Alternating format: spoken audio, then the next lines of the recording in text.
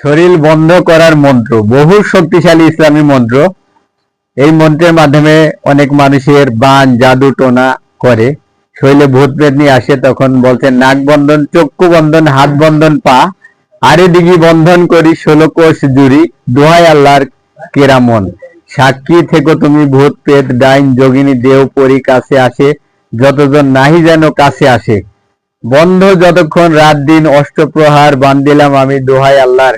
কাতিবিন সাক্ষী থেকে তুমি বাহাক্কে হক লা ইলাহা ইল্লাল্লাহ মুহাম্মদ রাসূলুল্লাহ সাল্লাল্লাহু আলাইহি সাল্লাম।